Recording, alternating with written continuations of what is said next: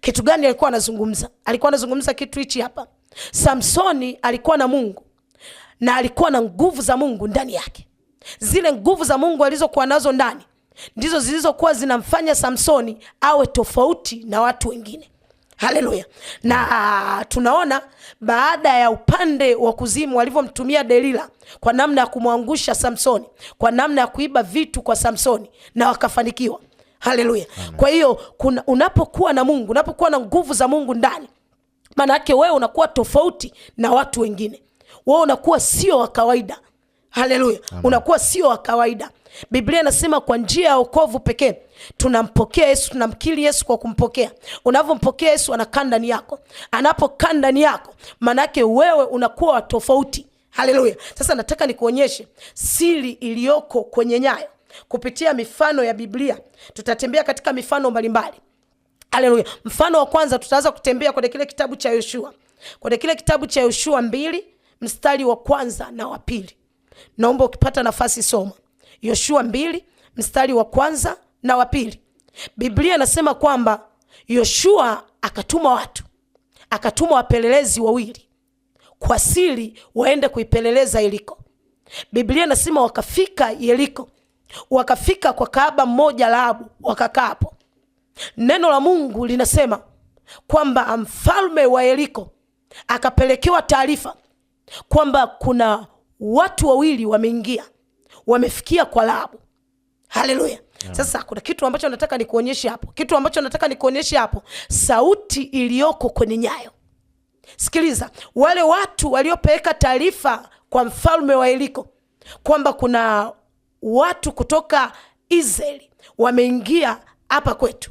Haleluya. Walikuwa ni waonaji katika ufalme wa giza. Walikuwa ni waonaji katika ufalme wa giza. Utasema kwamba mtumishi, unajuaje? Najua kupitia haya mambo matatu. Haleluya. Biblia inasema Yoshua alituma wale wapelelezi kwa siri. Manake wale wapelelezi walivyofika Yeriko walifika kwa siri. Manake wale wapelelezi walivyoingia kwa Rahabu waliingia kwa siri. Haleluya. Lakini wale watu ambao walipeleka taarifa kwa mfalme, haleluya, walijua idadi ya watu waliofika. Walijua siku na muda waliofika. Walijua nia ya wale watu ambao wamefika. Haleluya. Cheki taarifa waliopeleka kwa mfalme kwamba kuna watu wawili ambao wamefika. Haleluya. Lengo lao ni kuipeleleza nchi. Wamefika leo. Haleluya. Walijuaje? Walijuaje nia wakati nia ilikuwa ni siri, kuipeleleza iliko kwa siri? Maana yake walijua kupitia sauti ya miguu yao. Haleluya. Zipo sauti za kiroho kwenye miguu za kutambuana. Haleluya.